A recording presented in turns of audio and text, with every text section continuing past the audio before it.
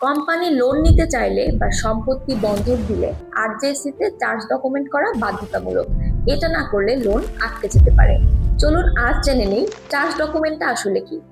Charge ডকুমেন্টটা হলো আপনার company কোনো ব্যাংক বা ফাইন্যান্স প্রতিষ্ঠান থেকে লোন নিলে সেই লোনের বিপরীতে কোম্পানির সম্পদ বা সম্পত্তি বন্ধক রাখা হয়েছে, এটার অফিসিয়াল নথি। আরজেএসসি তে এই চার্জ রেজিস্ট্রেশন করা মানে কোম্পানির কোনো দায় আছে কিনা বা মর্গেজ আছে কিনা তা সরকারিভাবে রেকর্ডে তুলে ধরা।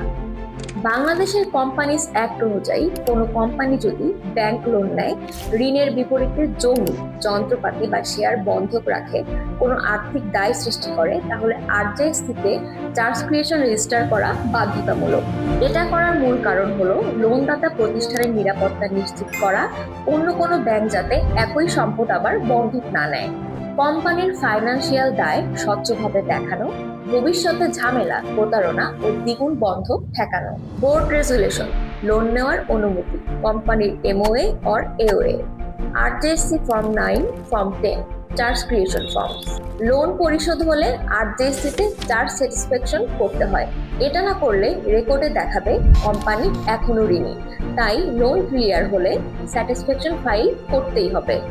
আরজেএসসি তে চার্জ রেজিস্ট্রেশন না করলে ব্যাংক লোন আটকে যাবে, কোম্পানির উপর মামলা হতে পারে, সম্পদ নিয়ে আইনগত জটিলতা তৈরি হবে, ভবিষ্যতে কোনো ব্যাংক লোন পাওয়া কঠিন হবে। আরজেএসসি তে চার্জ তৈরি, পরিবর্তন বা লোন ক্লিয়ারেন্স সব ধরনের সহায়তা পেতে কানুন অ্যাপে অডিও বা ভিডিও কলে কর্পোরেট লয়ারের সাথে কথা বলুন। কানুন, আপনার কোম্পানি সম্পূর্ণ লিগাল সাপোর্ট সলিউশন।